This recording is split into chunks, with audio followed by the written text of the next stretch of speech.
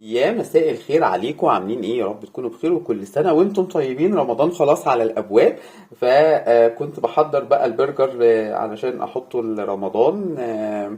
فقلت بقى نستفيد مع بعض. ورمضان انتوا عارفين ما بيحبش الطبيخ الكتير، وبنبقى دايما بنحب ناكل فيه الحاجات السريعة يعني. تمام. فهعمل معاكم النهارده خلطة البرجر. المكونات هتبقى ايه؟ انا كنت زمان بعمله بلحمة وخلطة بهارات البرجر وخلصنا على كده. بس الحياة غليت. تمام. وعايزين برضك نكتر الكمية شوية، اللحمة بقت غالية جدا، وفي نفس الوقت يدينا برضك نفس الطعم الرائع بتاع البرجر اللي بنشتريه من بره او اللي بناكله في المحلات. فهنضيف شوية بقى فول صويا وبصل وشوية البهارات بتاعتنا اللي هنكمل بيها. طيب، هنعمل ايه؟ انا بنقع الفول الصويا، بجيبه وبنقعه لمدة ربع ساعة.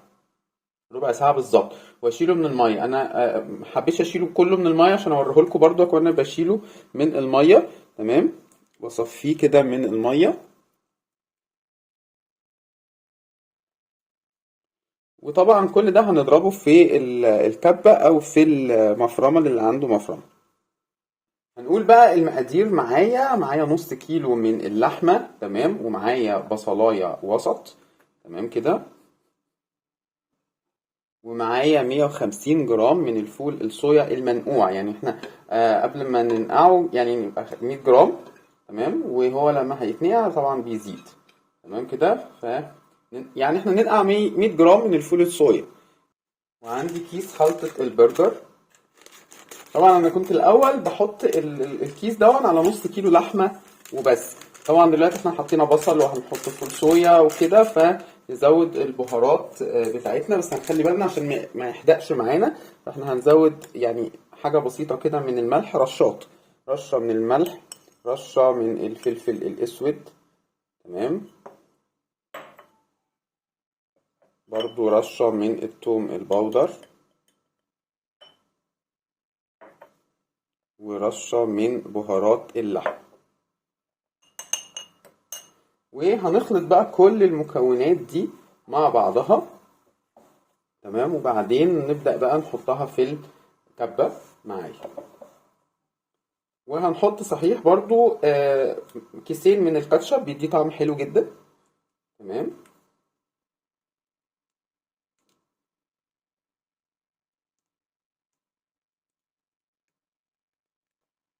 وبعدين بقى أبدأ أخلط كل المكونات دي مع بعضها.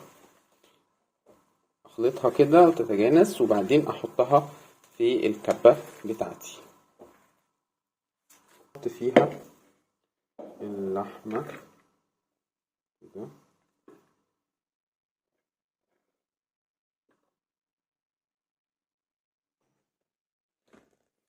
تمام.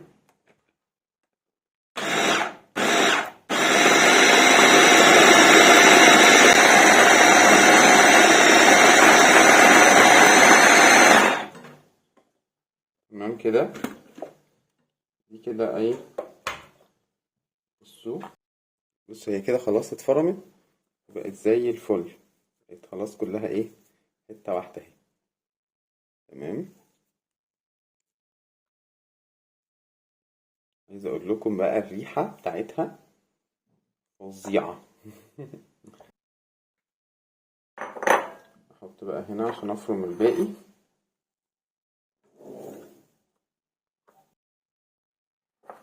بصوا بقى يا جماعة، حاجة كده رهيبة اهي. خلاص بقت حتة واحدة. تمام. هفرم بقى الباقي وارجع لكم تاني. كده تمام. حط بقى الاولانيين عليهم. كده بقت تمام وزي الفل. على فكرة احنا كان ممكن طبعا ايه، الفول الصويا في ناس او الشركات طبعا بتزود عن الكمية دي، بس هي الكمية دي بالنسبة لنا احنا كده حلوة قوي. تمام. علشان يدينا برضو الطعم الحلو بتاعنا. تمام. بس لو انتوا حابين تزودوا شوية كمان مفيش مشكلة، يعني ايه، ممكن تحطوا 150 جرام وهو لسه مش مبلول، وتحطوه في المية فيرمي معاكم كمية اكتر. تمام. هنبدأ بقى نقرصه ونشيله في الفريزر. يلا بينا نشوف هنقرصه ازاي. هنبدأ بقى هنقرصه. انا جبت عندي هنا غطا علبة أو غطا برطمان، تمام، يكون بس سمكه غويط شوية، تمام كده. ممكن بقى نعمله بغطا علبة نستو، برضو مفيش مشكلة. ممكن نعمله بإن احنا نبطط اللحمة ونجيب مثلا طبق زي كده ونعمل نقرص بيه. تمام، أي فكرة عندكم تمام، دي أسهل فكرة. حلو. لان انا كنت الاول ببطط اللحمه وبعملها بالطبق، بس كانت بتاخد مني وقت كبير بصراحه. وفي نفس الوقت بدل ما اروح اجيب بصمه البرجر، بصمه البرجر غاليه، كل حاجه بقت غاليه دلوقتي، فالجيش قال لك اتصرف. هجيب بقى كيس من اكياس المطبخ اللي عندي، تمام، وهحطها في الغطا، وهجيب حته لحمه، تمام كده، اهي، حته كده من اللحمه قد كف ايدي تقريبا او اقل شوية، على حسب بقى ايه ما انا عاوزه، سميك ولا عايزه رفيع، عايزه تخين، عايزه على حسب بقى انتوا عاوزينه ايه بالظبط. واجيب برضو النص التاني بقى من الكيس كده عليها، تمام، بحيث ان احنا ايه برضك نوفر الاكياس بتاعتنا. وابدا بقى ايه اظبط معايا حتة البرجر بتاعتي تبقى على قد الايه ال- الغطا بتاعي، زي ما انتوا شايفين كده، تمام، واطلعها من الغطا اهي. بصوا بقى الجمال والحلاوة اهو، ده السمك بتاعي او ده السمك اللي انا محتاجه، تمام كده. عايزين طبعا نعمل يعني اقل من كده شوية، تمام، نعمل بحيث ان هو برضك يعني يوفر معانا شوية، مفيش مشكلة. طبعا دي هتتشال كده زي ما هي في الفريزر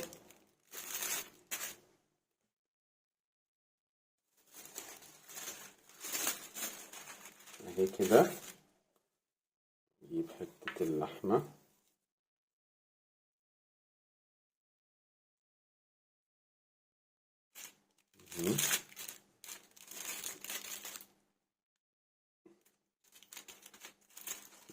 واقفل عليها كده، وابدأ بقى ايه ابطط معايا.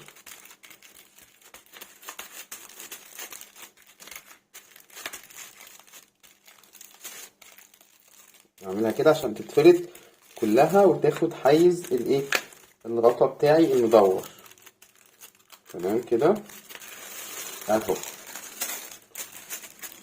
اهو. هيبقى السمك هيبقى بالمنظر ده، تمام. دي اقل شوية من المرة او البرجراية اللي فاتت. هيبقى حلو كده علشان ايه، طبعا هو لسه هيكش اهو اهو. شايفين الجمال والحلاوة، تمام. وعايز اقول لكم فعلا الريحة احلى بكتير من لما كنت بجيبه هو ني، يعني لسه ما استواش طبعا.